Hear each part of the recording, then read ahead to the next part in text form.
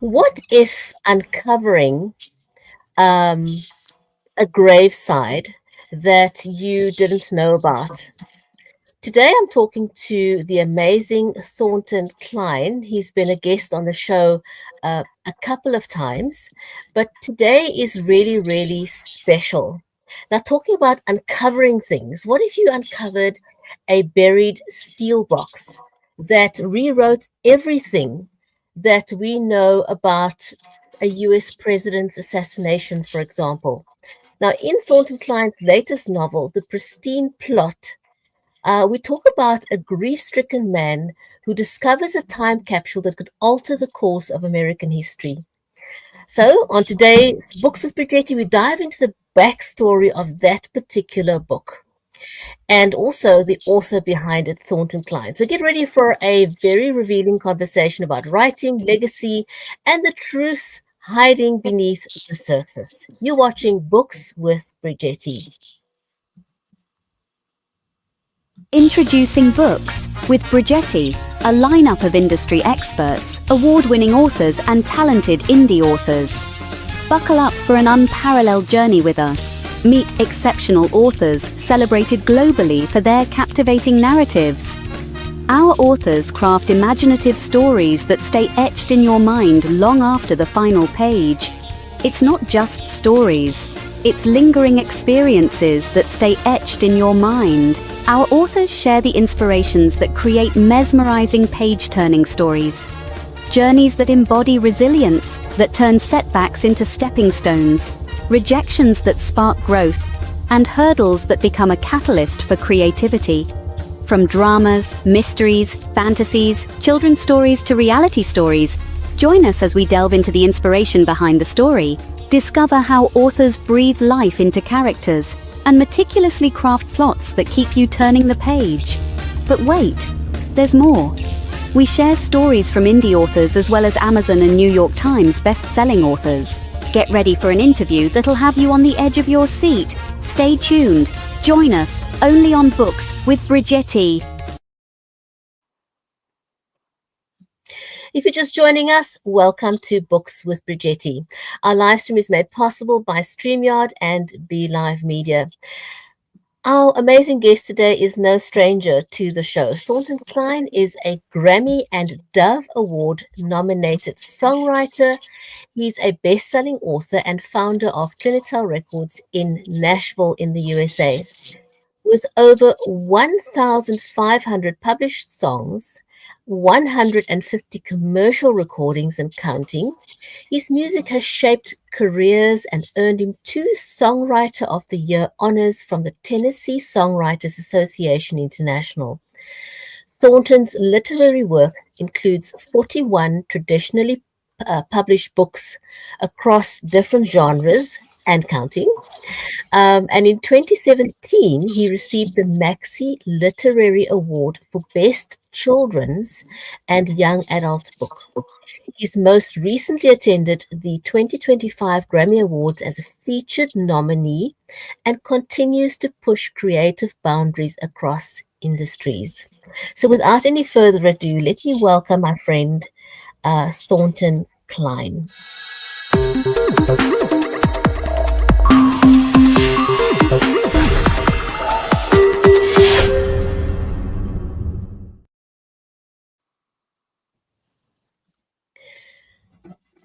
Thornton, welcome to the show. I am absolutely delighted to have you here. Thank you so much for making the time to come and join us today on the show. Thank you, Bridgetti. What an honor! It's always an honor to be on your show, and it's just I'm delighted. Thank you for your always your support and encouragement and everything. Appreciate Oh, it. absolutely. Absolutely. You've got so much to share with us. And I can't wait to dive into this particular book, The Pristine Plot. Won't you hold up the book for us and tell us, where did the idea for The Pristine Plot come from? Well, is that up high? Everybody Yes, can see that. beautiful, This beautiful. it's I get so many compliments on the cover. The covers, everybody just people say they want to read it. They want to read it, It's a and gorgeous, gorgeous cover. I like the feel of the book and the pages. It's absolutely beautiful. well, thank you. I give all the credit. By the way, I just want to go ahead and because I know they're listening, but I give the credit to this my wonderful publisher, Aspire Books. By the way, they're not to be confused with Aspire Writing, or there's some other Aspire out there, but this is a great company. They've been in business for 10 years. They're in San Francisco and Toronto, and also Toronto, Canada, and also in South Florida near Ocala, Florida.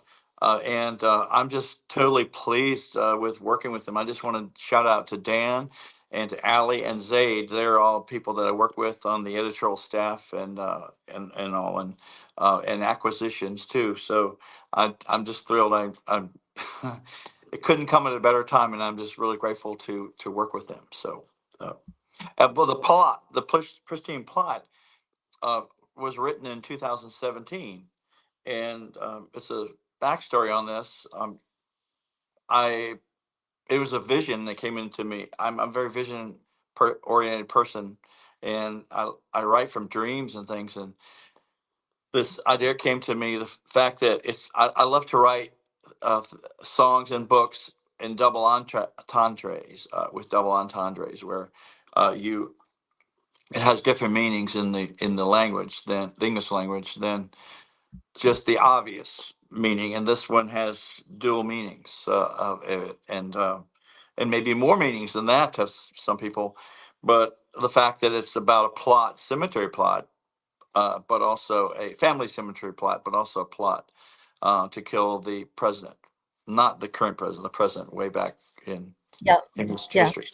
Right. yeah. So anyway, that's the and my sister was the one. I hope you don't mind me saying this, but it was really exciting that my sister, she passed away last year, really sad and everything, but and she was also an author too. It was really exciting.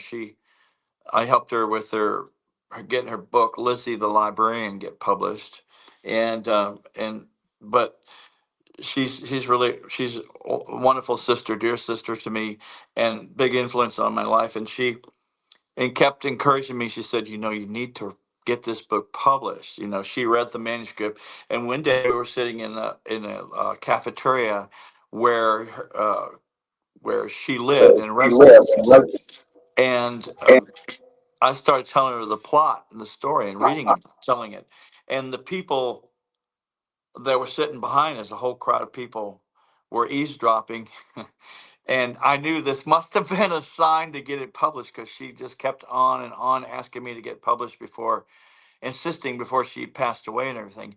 And so the people behind us, they said, "We hope we're not being rude or anything, but that's a tremendous plot and story, and we'll be one of the first to buy it when it comes out." So isn't that cool? Wow, that is absolutely amazing. That's amazing. Wow.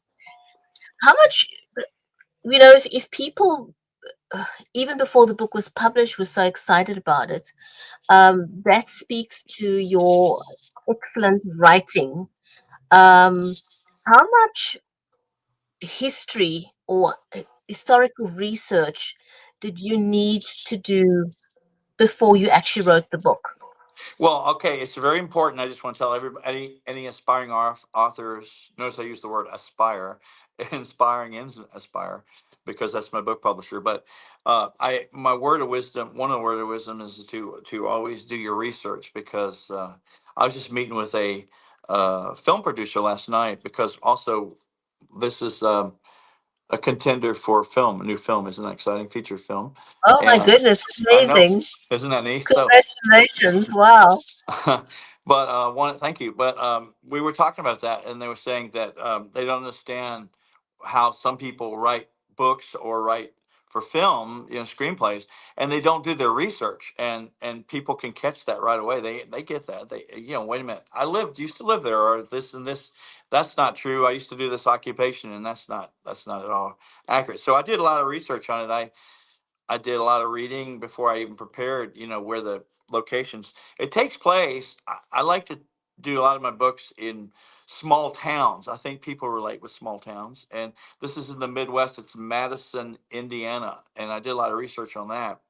I've been to Indiana in that area too, so I'm real familiar with that. Also, another piece of advice is that people say to always write what you know. I know you know that. You write. You're an author yourself, and so it's important to write what you know, or either to research it. You know, there are some authors. Did you know that I just learned that some famed authors that actually go to a certain city and they live, or town or city, and they'll live there for like 6 months just to get the feel of the town. Isn't that cool? Now, I also use something, if I'm not able to go there, I do something called Google Street View. You're familiar with that, Google Street View. Yes, And yes. It it's really really gives you cool. a real life feel. Yeah.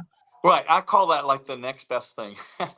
So, so I go there and I can actually see the restaurant that I wrote about. I can see all the places that, all the streets, and you can. It's really detailed. It's different than the satellite Google satellite. So it's the next best thing. It's still, it's probably better to go visit the city and town that you're talking about. But I am the other cities that are in this book. I'm very familiar with because I used to live in those cities and visit those cities. So I have a kind of handle on that and everything, but it's very important to do research. So I did do research, and I also learned a lot along the way too. It's kind of like a lot of history lesson. But I do want to say that this is not a history book per se. It's a historical thriller, meaning that it's based on a historical event, and that part's true, but the other part is not true. I mean, it's fiction. It's fiction, of course, but there are already people. I haven't gotten any, as the book is so new, it's just out, and they're not reviews yet and everything, but there will be reviews coming out. But the interesting part is the people that have talked, that have bought the book, said they can't put the book down. It's just a page turner over and over and over, which is a great sign. And it's easy to read, by the way. I want to show you something. The publisher did a really great thing. This is, you can see this. The book has it has lots of spacing and nice font between it. So what we call as an easy read. And everybody, the people I've talked to, they say they really like the way that they did that. That's the decision of Aspire book publishers to do it that way. I wanted to say that there was a lot of careful work on this book. That's why I give credit to Aspire and Dan, Ali, and Zaid. It was taxing in the fact that it was edited 13 times. Can you believe that's a lot? I guess that's my lucky 13 or whatever. But it was edited that many times. I pretty much have memorized the book, backwards and forwards. Well, that's amazing, and I think it's wonderful to have such an thorough edit of your work so Yeah, yeah, that it is. I know. think it is. I think it is. Yeah. I think it's good. I think it's excellent, without losing the essence of what it is that you're wanting to portray. Right. Um, but it means that they're really, really thorough about what they do, and that they want to put out a good quality work, and that's fantastic. Yes, I do. I was really impressed because this is the first time I worked with them, and I was impressed by what they came up with, the concept of the book, by my idea. Like, because sometimes the graphic designers don't always get it right. You know what I'm saying? Like, they don't get something that you like or that was appealing.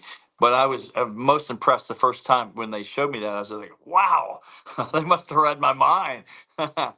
And it was amazing. And so, yeah, and I'm very grateful that the fact that they work hard with me, as far as the staff does, editorial staff, as far as doing the editing, careful editing. It's very important, I Yeah, think. Is yeah. And of course, I mean, it's probably not everybody's favorite thing to do.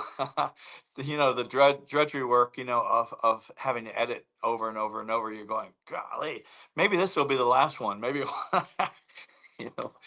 But anyway, I must say, even after all these years, I find it a thrilling thing when they get the cover of the book right, because it's really taking what's in your mind's eye uh and somehow transposing those thoughts and turning it into reality.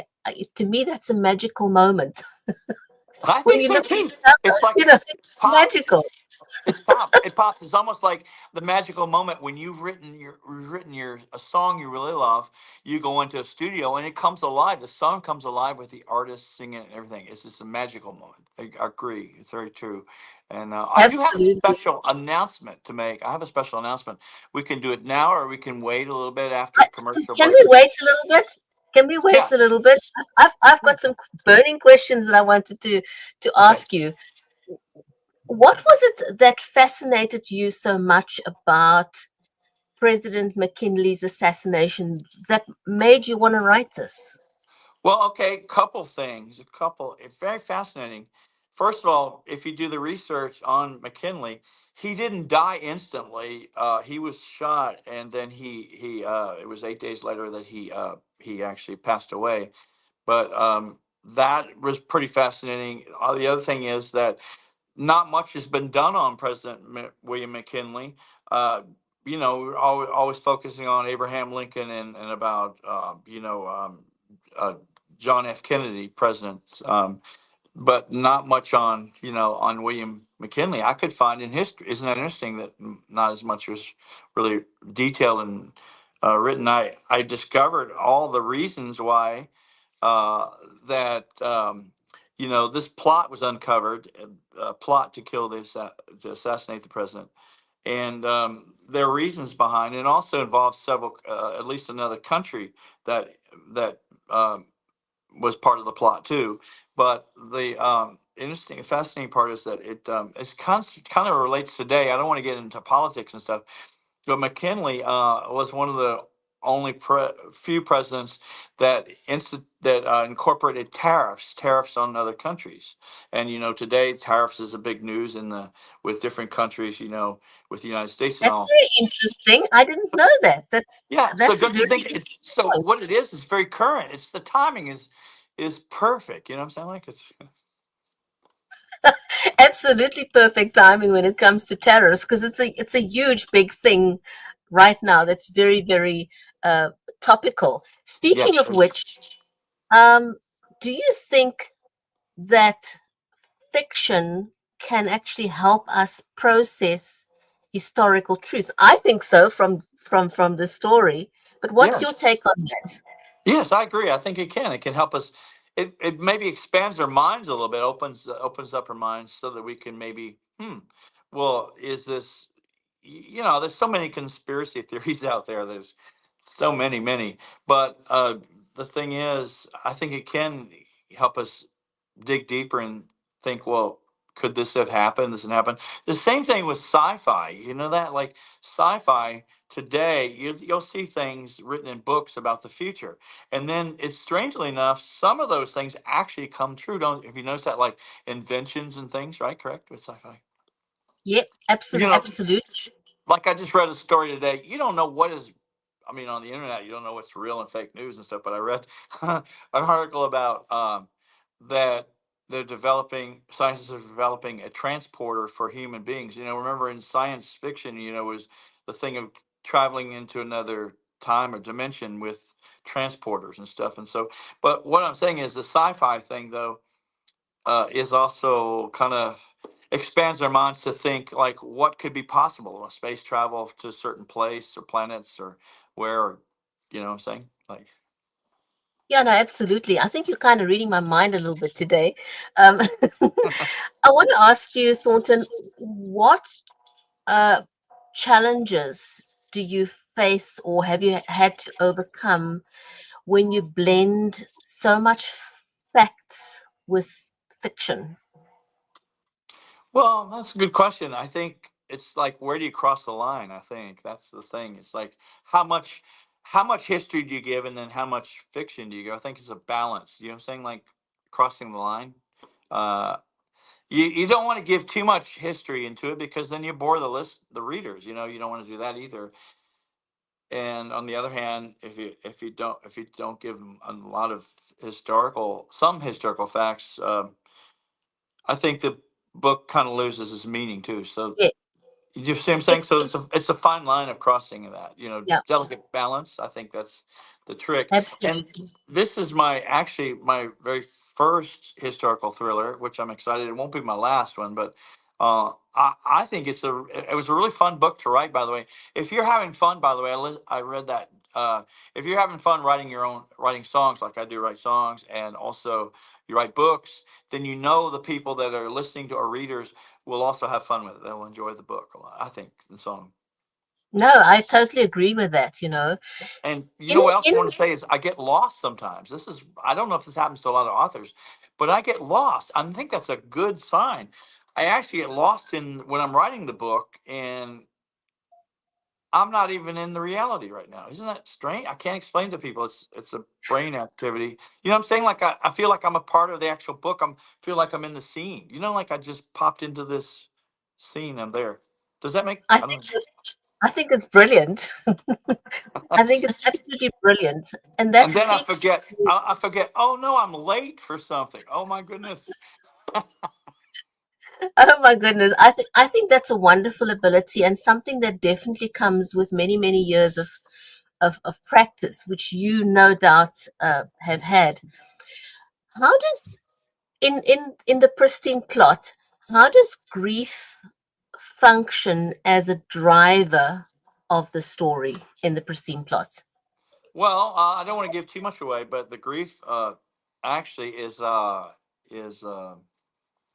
motivator to this guy history teacher. His name is Monty Paige, and so he loses his wife. They've only been married for 3 years to a drunk driver, teen driver who they were. It's just really sad. They were going to celebrate their anniversary on that date. Can you believe it? That's the part that's really sad too. It's kind of dramatic too about it, but and she gets killed. She doesn't get instantly killed, but she gets struck by a drunk driver, and then he has to rush to the hospital, and he watches her painfully pass away, which is like grief. So it introduces the grief right away. It's actually a backstory, a little bit of that, but at the beginning, the very beginning of the story is the story of the gravedigger digging the plot, which is the family plot where all the people are buried in the family.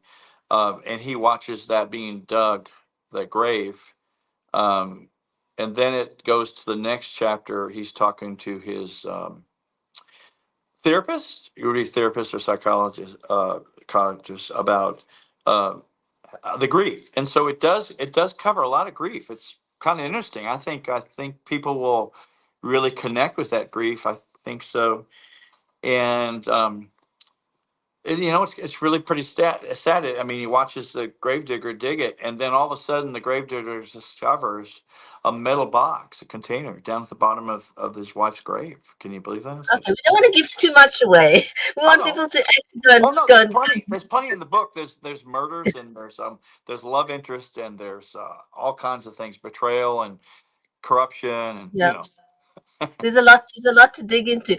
What are you hoping that readers will, as a two-part question, what are you hoping readers will feel or question after they've read the book? hmm. Well, I think they will maybe gets their mind to thinking maybe there's more to a story than just the obvious. You know what I mean? Like there's a lot more because this book has a lot of twist in it, which is great. I love to write a good twist and everything. I don't like books to be predictable at all. I've talked to people who say, "Well, I read this book and it was so boring and predictable and blah blah blah." I think that it'll get people to thinking deeper about things that are reported, like facts in the news that are supposedly facts about everything, and question things. I think it leave people questioning more. I think people will. I'm hoping that people, when they see the ending, and if and when it turns into a movie, like a featured film on the big screen, I hope people will be cheering and clapping at the end, going like, "Yeah, justice is served." That's what I'm hoping. I think that's amazing, Thornton. Did you write this book with a particular kind of reader in mind? Oh, right. They say know your market, right? Well, wow. Well, yeah, I guess in a sense, I wrote it like for it to be more like a people that are history buff, people that like to know things, are kind of interested in events in history that happen, right? Yeah, that would be a sense. It doesn't cross it. It doesn't. I think it's really from all ages, except for it's not for kids, of course. It's a mature audience. I'd say probably at least 17 and beyond. But I would think it was. It's not just for history buffs, but I think people will find it interesting. I think it revives history, some of the things people and other generations have forgotten about, for like President William McKinley, maybe people didn't even know about that assassination. It's possible. I mean, so many people were focused on, like I say, Abraham Lincoln and John F. Kennedy and assassinations like that, right? Was there anything that you would say surprised you when you were writing the book or doing research? Huh. That's a really good question. I write. Yeah, sometimes I have a little disagreement with my conscious and subconscious. We have a little fight with it. What I do is, like for instance, way I write, I don't really think about it at all. Isn't that amazing? It's, I guess you call it a gift or talent or whatever. Some people say, my friends will say, Thornton, you have a gift for writing. I've heard that over and over.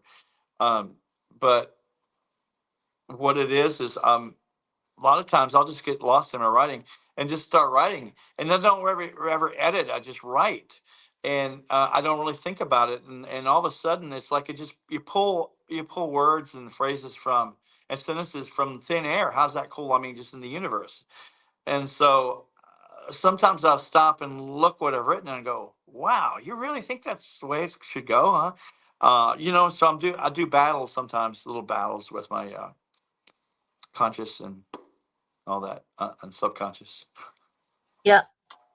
Do you think that the Pristine Plot could spark some public debate or historical reevaluation after they read the book? Especially because it's about a president that most people don't know that much about.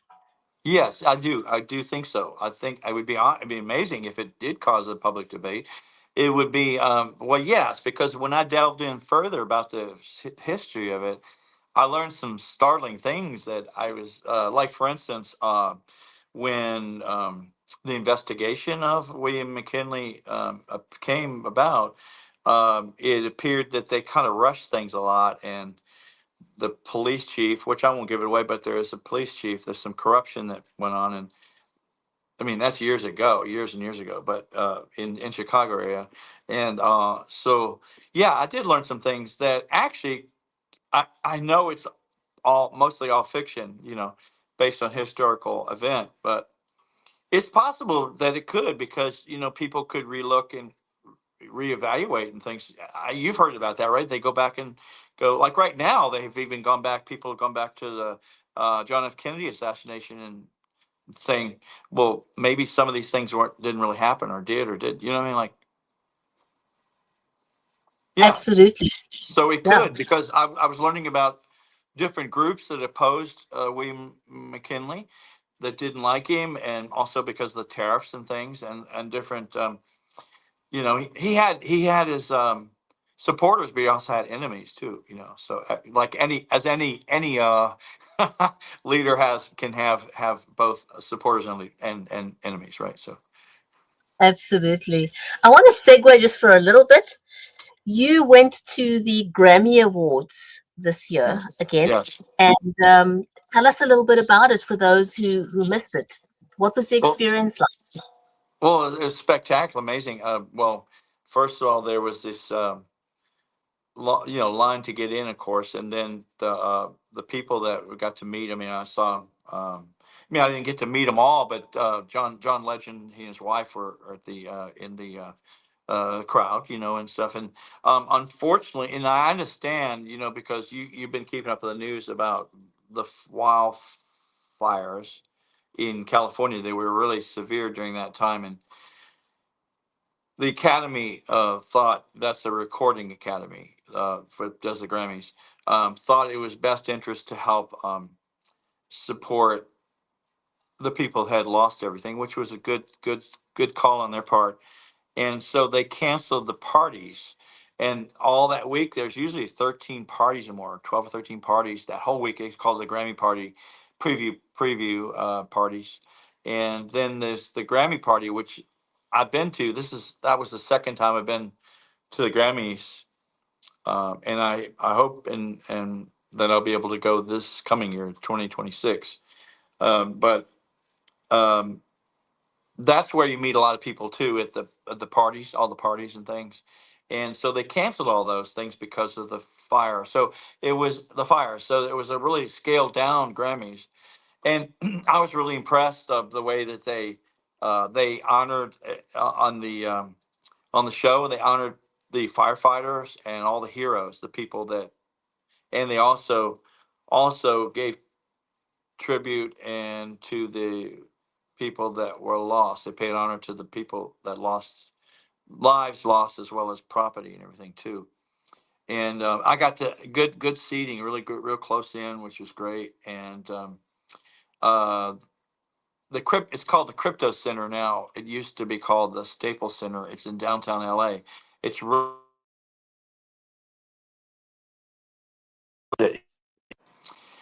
the whole complex.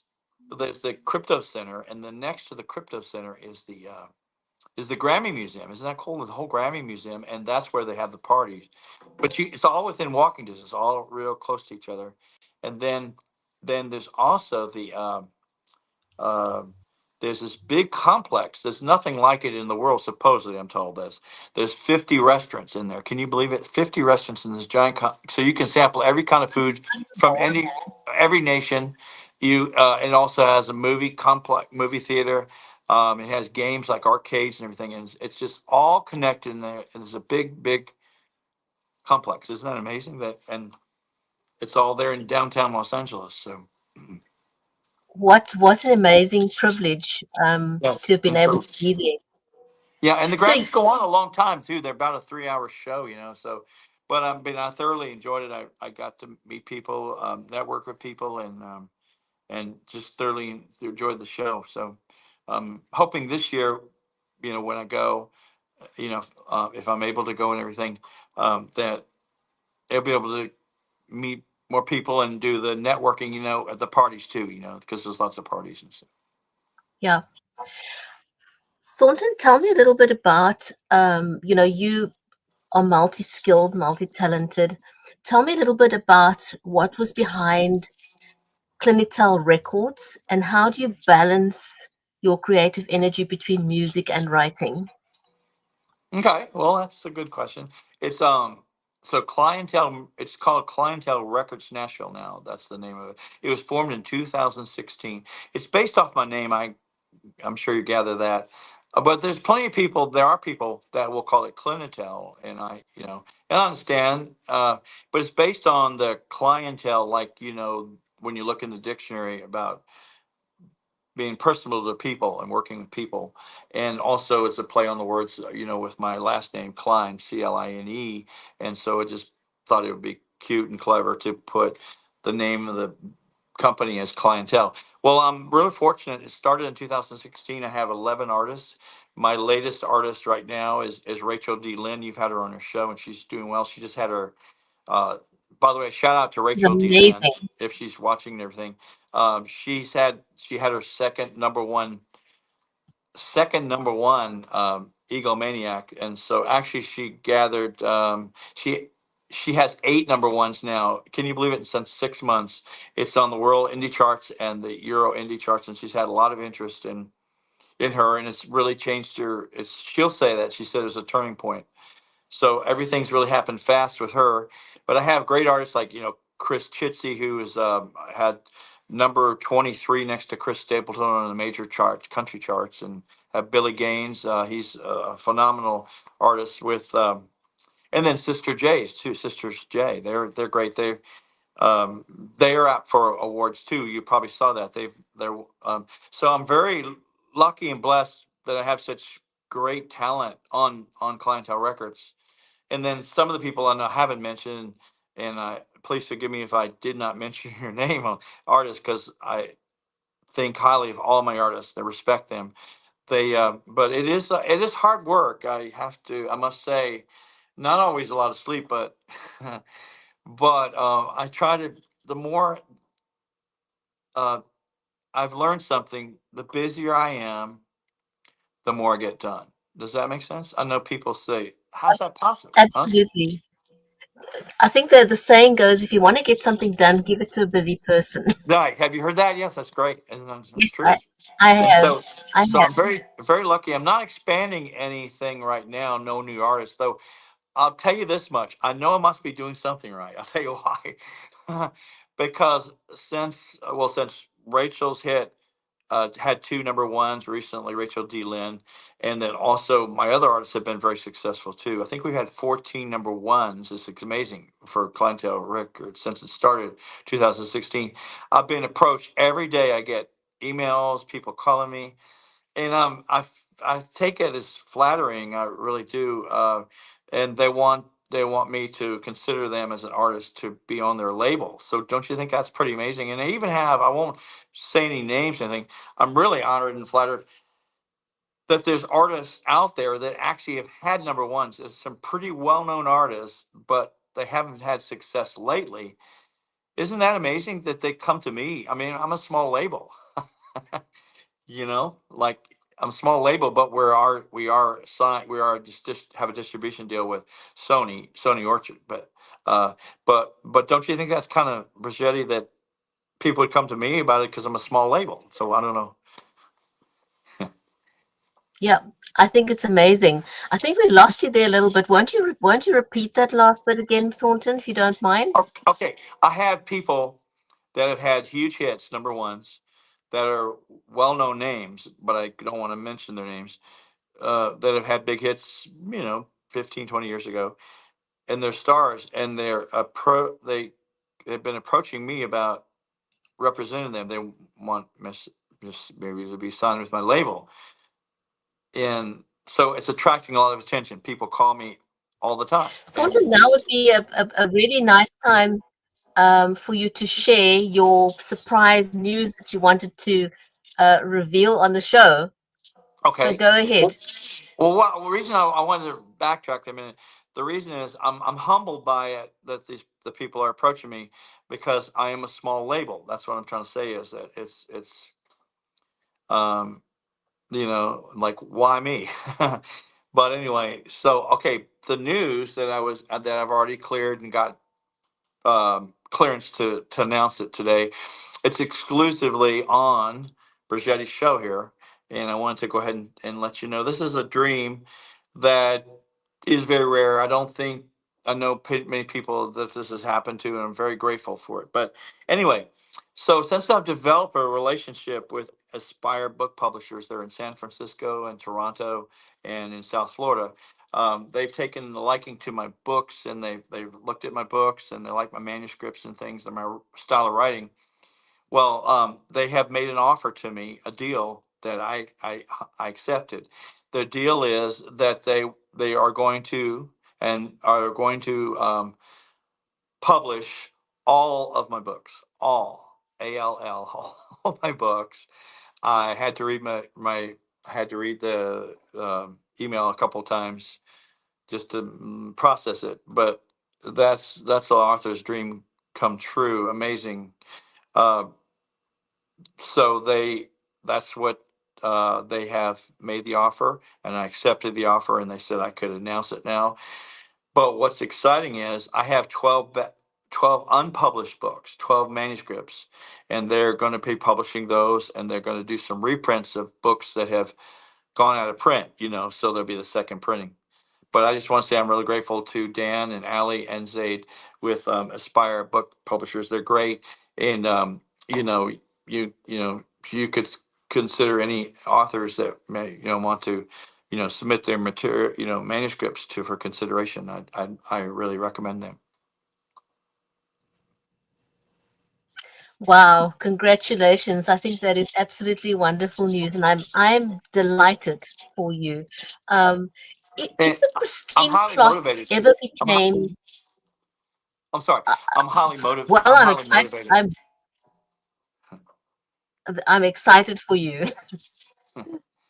Thornton, if the Pristine Plot ever became, or if it became a film, who would you cast as Monty Paige? Oh, well, I better be careful on who to announce, because the reason is there is an actor that's very well known who's has has films out right now, and I'm speaking with him. Okay, this is sort of can't reveal too much, but I'm speaking with him, and he's also a film producer. And as a matter of fact, I just met with him last night. Isn't that amazing? And he's very much interested in the Pristine Plot, and his screenplay writers are too. And so what they would do is they would write the screenplay from my book, adapt it, and then it would be presented to the investors of movie, a film, and then it would be made into a feature film. The reason I'm careful about why I didn't want to, say the people or people that I might want to be the actors and everything is because he's an actor himself, and he's a very good actor. And he actually mentioned the fact that he it, when it becomes a movie, that he would like to be considered as one as the main actor of the movie, which is great. So I'm just saying that. That's amazing. So So exciting. I don't I'm want very, very to. happy for you. I don't want to bite the I'll bite the hand that feeds me. Is that what they say? Absolutely. Oh my goodness. Thornton, thank you so much for coming on the show today. I really enjoyed this. Me too. And Me to too. our amazing audience, yeah, to our May I amazing give a audience shout out out? there, I want to say, yes, May I go give a ahead, shout out go ahead. to Mary Elizabeth Jackson? I want to give a shout out to some of the people that have been my biggest supporters and encouragers and everything. And thank you, Mary Elizabeth Jackson. She and I write, and we're up for the Red Letter Awards. Isn't that great? For September 13th, the Red Letter Awards for one of our books, the Perfectly Precious Pulicious books. And then I want to give out to shout out to Caitlin May, an amazing artist, recording artist, and also to Rachel D. Lynn, amazing artist too on my label, and Sassy Vazay. She's a British artist, and she's recorded. We have a song out right now called Midnights with Michael J. And it's doing really well on the charts. So that's all. I just wanted to shout out to some of my supporters and encouragers. No, wonderful. So glad that you were able to give them a shout out. Thank you, Thornton. So, to our amazing audience out there, if you enjoyed the conversation, please, please, please support Thornton. Go and grab a copy of the Pristine Plot. It's available on Amazon. And don't forget to subscribe for more in-depth author conversations. So join us again next time on Books with Bridgetti, where we spark conversation one page at a time. Thank you again, Thornton. Thank you, Bridgetti, for.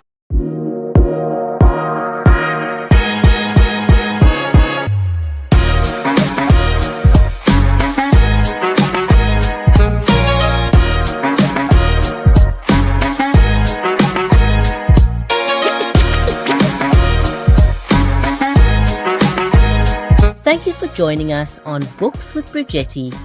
Join us next time for industry experts and award-winning authors. I think this might be, I've been on over 24 different podcasts and radio shows in the last couple of months. And this has to be one of the most sophisticated, what the kids like to keep called bomb.com shows and presentations that I've ever been on. It's fantastic. Thank you for having me here. Available wherever great books are sold near you.